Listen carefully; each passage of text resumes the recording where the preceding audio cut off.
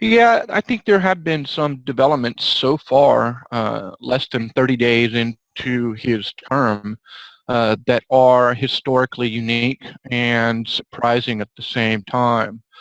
What we have seen politically in the House of Representatives has been, a deviation.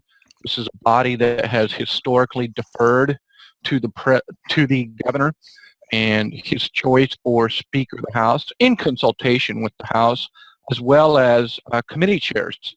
And this year we saw a streak of independence and a strong rebuke, primarily, and I don't want to use the term legislature, but primarily from the Republican Party within the legislature.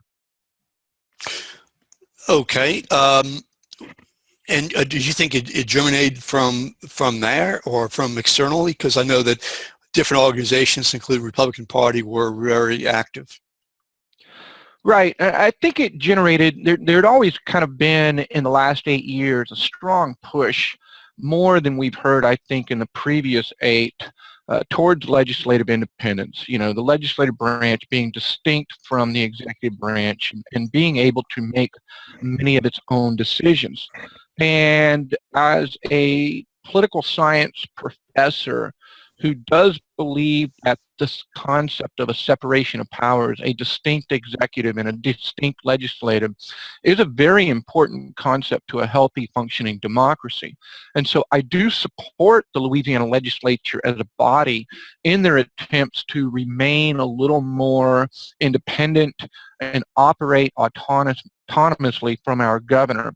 However, in this case, the election of Barras over Cameron Henry and Walt Leger, I think it wasn't simply an election based on legislative independence. I think a strong argument can be made that this particular election was also driven by partisanship.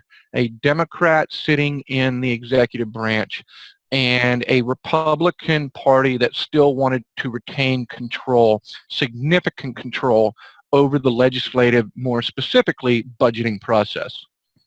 I totally agree with that. I know that I wrote a number of different columns saying it's not just independence. We are talking about partisan politics, and not that that's bad. Let's just be honest about it. So right now, the governor and his Commissioner of the Administration, Jay Darden, a Republican, Edwards, a Democrat, are in a doomsday budget scenario, looking at $750 million to continue the services for the end of this year, and roughly $1.9 billion shortfall for the next year. And that is without any, further investments in government. For example, no additional merit raises, basically baseline from where it is today. So with that scenario, does it surprise you that the budget is so out of whack right now? Truth be told, no, I'm not complete. One of the reasons is the minute they put the ink on the budget in the last legislative session last year, we had the Legislative Auditor's Office, an independent entity that is well staffed with good, intelligent individuals, tell us that the budget was immediately within $100 million, not adding up appropriately. So they signed an inappropriate budget.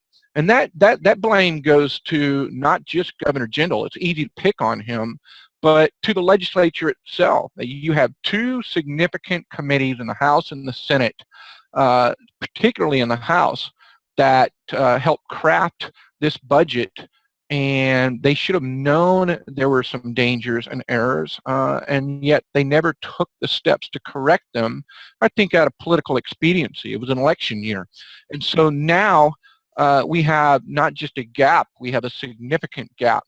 And I think the biggest thing is We have a $750 million hole to close between today and June 30th. We don't have 12 months to do this. We have less than 6. And that's assuming no revenue adjustments. That can only come, that being the difference of that 750 million, finding 700 million to save, without a revenue adjustment, that can only come with the loss of personnel and positions.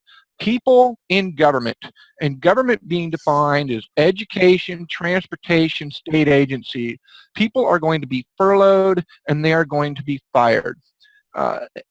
Which is interesting to me, because when a company announces that they're going to leave a state, let's say Louisiana, and they take with them 200 jobs, we cry. There's public anguish about what could we have done to solve and help this company, prevent this company from moving, the loss of jobs, the economic hole that it creates. Yet for some reason, when 200 jobs are lost in state government, if a couple hundred jobs are lost at a university, we don't have the same outrage. And I think that's unfortunate, because it's the same thing. They are economic drivers. They are economic indicators. So I think in this case, the blame has to stop going, contrary to what our Treasurer, John Kennedy, might suggest. The blame has to stop going to some degree on spending. We have two distinct problems. There's a distinct revenue loss occurring in this state. We have money, and we're not using it appropriately. The second problem we have is the makeup of our statutory dedications and constitutional dedication. We have to reform what we can and cannot budget on an annual, regular basis without legal or constitutional changes.